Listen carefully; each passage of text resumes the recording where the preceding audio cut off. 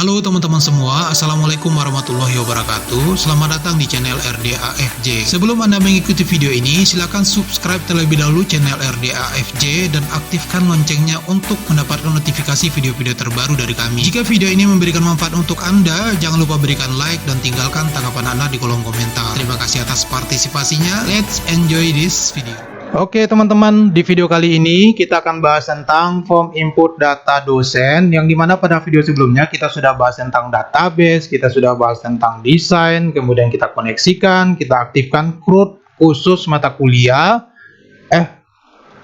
mahasiswa dulu ya, kemudian mata kuliah. Dan di video kali ini kita akan bahas tentang CRUD form input data dosen. Nah, buat Anda atau teman-teman yang belum mengerjakan project-project kita yang sebelum-sebelumnya, part-part sebelumnya maksud saya, silakan teman-teman ke channel RDAFJ New. Nah, seperti ini. Kemudian teman-teman klik di playlist. Next, kemudian teman-teman klik di siswa nilai mahasiswa ini ya. Nah, di sini nanti sudah lengkap. Tapi maaf, untuk mata kuliah belum saya masukkan ke sini karena videonya masih dalam pengeditan. Ya, pokoknya semuanya lengkap di sini. Oke. Kita kembali lagi ke form input data dosen. Nah, pada input data dosen ini sangat mudah sama dengan mata kuliah. Cuma bedanya di sini kita menggunakan 4 properti namanya atau 4 atribut. Kalau SKS kan 3 ya. Nah, ini ada 4. Oke, dan semuanya juga sama menggunakan text box. Tidak ada yang aneh di sini. Kemudian kita lakukan hal yang sama. Yang pertama kita koneksikan dulu, kita buat isi listnya dulu, kita buat posisi listnya dulu. Kemudian kita aktifkan button refresh, button save, button edit, button delete, dan button excite. Kalau teman-teman memahami video sebelumnya mengenai mata kuliah, saya yakin ini pasti gampang banget. Jadi saya tidak perlu lagi mengatur dari mana awal-awalnya dulu. Saya langsung ke kode programnya. Buat Anda yang belum paham tentang urutan-urutan ini, silakan pahami dulu video-video sebelumnya. Kalau nggak paham, pahami lagi. Kalau nggak paham, ulang lagi. Kalau nggak paham, ulang lagi sampai Anda paham. Oke? Nah, di sini teman-teman silakan diketik dulu imports mysql.data.mysql client. Kemudian di bawah public class form dosen ini, teman-teman buat dulu function yaitu cari data dosen. Ya, nanti kita fungsikan untuk mencari ya, mencari data dosennya gitu teman-teman. Silakan dibuat kode programnya, kopas saja nggak apa-apa dari form sebelah. Kalau Anda sudah paham, ya ngapain lagi diketik-ketik ya. Tinggal saya menjelaskan saja di bagian sini. Nah, di sini kita cari berdasarkan NIDN dan nama dosen ya, NM dosen. Pastikan tulisan-tulisan ini samakan dengan yang ada di database, termasuk dengan tabelnya ini ya. Kemudian karena atributnya ada 4, jadi di sini kita buatkan 0, 1, 2, 3.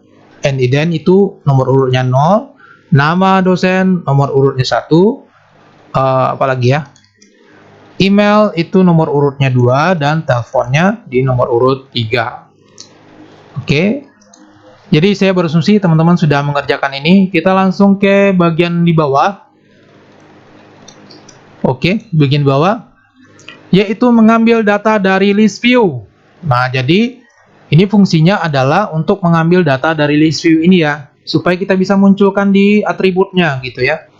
Oke, silakan diketik function ambil data dari list view ini, dan nanti kita akan panggil function ini. Yang penting teman-teman ketik dulu. Oke, nah ini gampang. Berdasarkan TXT, maksud saya TXT NIDN ini akan menampung data dari nomor urut 0, karena NIDN itu di list view-nya kan nomor urutnya 0 ya. Kemudian nama dosennya itu di nomor urut 1, email di nomor urut 2, telepon itu di nomor urut 3. Kita gas ke posisi list. Posisi list ini adalah gunanya untuk membuat kolom-kolom pada list view-nya atau tabelnya. Next, kemudian silakan teman-teman ketik isi list. Nah, isi list ini adalah mengambil data dari list view, kemudian kita munculkan pada tabel yang ada pada formnya atau pada list view-nya gitu ya. Nah, di sini teman-teman pastikan tulisannya harus sama dengan di database.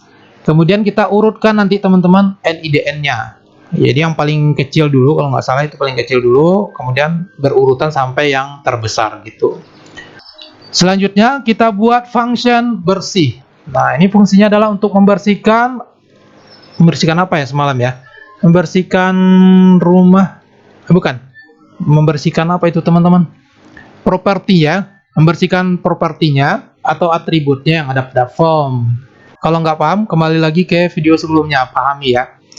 Next, kemudian, oh ya ini koneksinya, kita koneksikan dulu ya tadi ya, sebelum kita jalankan programnya. Kalau teman-teman ingin membuat kode program dari awal tadi, itu belum bisa dijalankan. Yang pasti teman-teman koneksikan dulu, kemudian panggil dulu posisi listnya, panggil dulu isi list ya. Form dosen load ini, jadi di load ini teman-teman adalah program pertama, maksud saya gimana ya, perintah pertama yang dikerjakan pada saat kita jalankan program. Jadi apapun yang kita tulis pada form load ini, maka semua yang kita perintahkan itu dikerjakan langsung pada saat kita jalankan program. Nah itu maksudnya. Next, kemudian di button refresh kita panggil bersih, kemudian kita panggil isi list. Next, kita bahas ke btn save. BTN Save tidak perlu saya jelas ulang lagi, silakan teman-teman ketik saja kode programnya. Kalau tidak paham, back to form mahasiswa dan form mata kuliah. Kalau nggak paham lagi, ulang lagi. Nggak paham lagi, ulang lagi di bagian sana ya. Sehingga teman-teman di sini nggak perlu lagi nih. Ini maksudnya gimana? Ini maksudnya apa gitu ya. Nah, kemudian setelah kita buat BTN Save, nah kita panggil teman-teman ambil data dari list view. Ini di mana Pak manggilnya ya? Itu terserah Anda lah. Belajari lagi pada video sebelumnya. Kalau nggak paham, ulang lagi ya. Panggil ambil data dari list view. Next, kemudian txt cari data. Nah, ini mencari data dosen. Ini di mana posisinya Pak? Jawabannya di video sebelumnya, mata kuliah ada, di mahasiswa juga ada. Silakan kembali ke form tersebut. Atau di buttonnya juga ya. Silakan dibuat atau dipanggil function cari data dosen. Next, edit data. Edit data juga mudah ya. Silakan teman-teman buat kode programnya, saya tidak menjelaskan lagi. Kembali lagi ke form sebelumnya. Teman-teman saya cuma mengarahkan saja, silakan diketik ini. Ketik tbl dosen, nm dosen, email, tel ya. Kemudian kita koreksi berdasarkan NIDN atau kita edit berdasarkan NIDN. Next, kemudian kita berikan pesan. Nah, ini kalau mau diganti menjadi information ya silakan. Terserah Anda, yang penting Anda sudah paham, itu yang paling penting buat saya. Next, kemudian button delete. Nah, masuk ke btn delete atau button delete, silakan teman-teman tulis kode programnya, penjelasannya kembali lagi ke video sebelumnya. Oke, lanjut, kita ke bawah, delete. Oke, exit atau exit me.close. Nah, ini nggak ada gunanya, saya hapus saja. Oke, selesai untuk dosennya. Sekarang kita jalankan programnya. Oke. Ini, kok masih form input data mata kuliah? Siapa yang tahu bagaimana caranya kita menjalankan form input data dosen? Ya, kamu benar. Kita ke project. Matikan dulu. Project. APL nilai mahasiswa properties. Next, kemudian kita ganti menjadi dosen.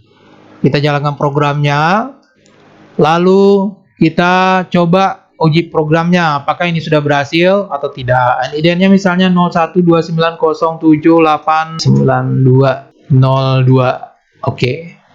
Kemudian nama dosennya Rizaldi, Pak Rizaldi misalnya. Emailnya Rizaldi pilih yang 023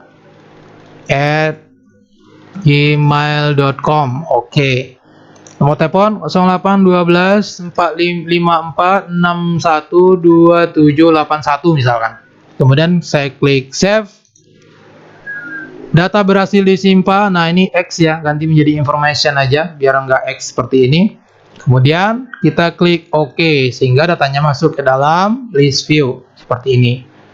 Oke, kita coba untuk NIDN yang kedua adalah 01088702. Namanya adalah misalkan Dewi Sandra. Emailnya misalkan dewi.s@gmail.com. Kemudian nomor teleponnya 0812 51 220 9184. Oke, kita klik save. Berhasil disimpan. Next, kemudian kita edit ya, misalkan Rizaldi. Kita mau ngedit tambah gelarnya misalnya Mkom misalkan. Kemudian kita klik edit. Oke, sudah berhasil ya. Oke, kita ingin mencari datanya berdasarkan NIDN 0105. Nah, 0105 aja udah muncul satu ya.